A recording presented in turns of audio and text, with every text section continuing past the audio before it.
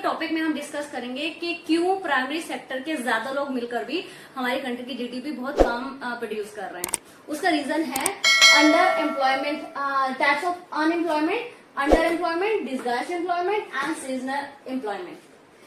तो हमारे पास unemployment two types के होते हैं, एक तो अंडर एम्प्लॉयमेंट और डिस्गाइज्ड एम्प्लॉयमेंट, और वहीं दूसरा सीजनल एम्प्लॉयमेंट।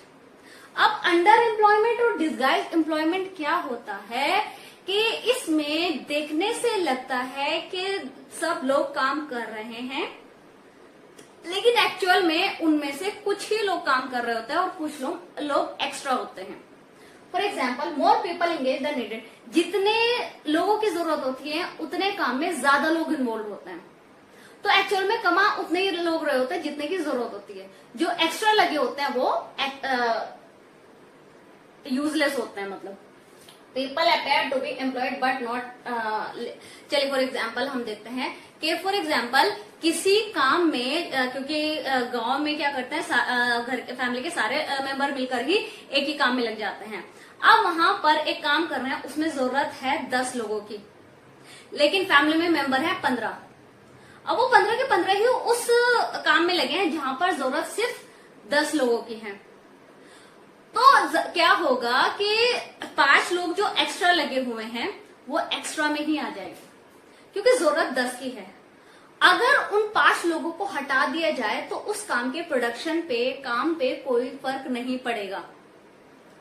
और वो 15 लोग हैं तब भी अर्निंग उतनी हो रही है, वो 10 लोग हैं तब भी अर्निंग उतनी हो रही है, तब भी आउटपुट इतना ही निकल रहा है। तो वो 5 लोग अंडर एम्प्लॉयमेंट और डिस्गाइज्ड एम्प्लॉयमेंट की कैटेगरी में आएंगे, क्योंकि उनकी जरूरत नहीं है। वो 5 लोग अगर कुछ और काम में लग जाएं और वो कुछ और काम में लगेंगे तो उनकी अर्निंग डिफरेंट होगी। ये 10 लोग अलग कमाएंगे, वो 5 लोग अलग कमाएंगे, तो दोनों की मिलकर अर्निंग ज्यादा होगी। हमारी कंट्री की फार्मिंग में, एग्रीकल्चर में, प्राइमरी सेक्टर में मेन एस्पेक्ट यही है कि जितने लोग होते हैं उससे ज्यादा लोग लगे होते हैं, जितने लोगों की जरूरत है उससे ज्यादा लोग लगे होते हैं। इसी वजह से वो 15 लोग मिलकर कम कमा रहे हैं। हमने देखा ना कि 15 लोग कमा रहे हैं, लेकिन एक्चुअल कमाई वो 10 लोगों की है। 5 लोग अगर अलग कमाए तो 10 लोग अलग कमाए तो उनकी कंट्रीब्यूशन जीडीपी ज्यादा निकलेगी। और दूसरा एग्जांपल है हमारे पास सीजनल एम्प्लॉयमेंट।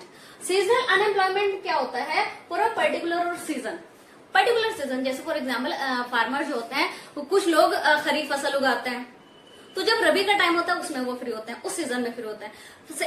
रबी को ग्रो करते हैं तो खरीफ के सीजन में फ्री होते हैं, खरीफ को ग्रो करते हैं तो रबी के सीजन में फ्री होते हैं। तो ये सीजनल वो एम्प्लॉयमेंट जो सिर्फ कुछ टाइम ड्यूरेशन के लिए हो और बाकी पूरे साल वो फ्री रहे, इस वजह से भी उनकी जीडीपी सिर्फ खरीफ सीजन में अर्न कर रहे हैं। वो अगर वो खरीफ के लिए कमा रहे हैं तो बाकी जो पूरा साल का ड्यूरेशन है उसमें वो नहीं कमा रहे हैं, तो इसलिए कंट्री की जीडीपी में वो कम कंट्रीब्यूट कर रहे हैं। जब पूरे साल कमाएंगे तो पूरे साल ज्यादा कमाएंगे तो जीडीपी कंट्रीब्यूट ज्यादा करेंगे, लेकिन पूरे साल के सिर्फ वो 3 महीने में कमा रहे हैं, बाकी पूरे साल वो फ्री हैं, 4 महीने कमा रहे हैं, बाकी 8 महीने में वो फ्री हैं, तो वो 8 महीने का लॉस तो हुआ ना।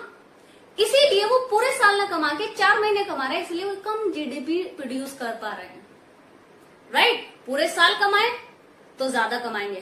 15 लोग अलग अलग कमाए, 10 अलग कमाए, 5 अलग कमाए तो ज्यादा कमाएंगे, लेकिन ये सारे लोग मिलकर कम इसीलिए कमा रहे हैं। इसीलिए हमारे प्राइमरी सेक्टर की जीडीपी कम और लोग ज्यादा हैं। राइट, तो चलिए नेक्स्ट टॉपिक डिस्कस करते हैं। चैनल को सब्सक्राइब कर लीजिए प्लीज, ताकि आपको अच्छे पॉइंट्स और हमें अच्छा मोटिवेशन मिलता रहे। और ऐसा नहीं है कि ये सिर्फ फार्मिंग में होता है, फार्मिंग में बस ज्यादा होता है। हमारे शहरों में भी छोटे छोटे जो कारखाने होते हैं, छोटे छोटे जो अपने बिजनेस होते हैं, तो उसमें भी रिक्वायरमेंट से ज्यादा लोग लगे होते हैं। क्यों? क्योंकि उनके कुछ लोग ऐसा होता है, कुछ लोग गरीब होता है, उन्हें अदर ऑप्शन नहीं मिलता, तो वो बस लगे रहते हैं एक ही काम में। That is also the reason of this distribution. GDP और एम्प्लॉयमेंट का जो डिफरेंस है ना, that is also the reason. तो पिछले टॉपिक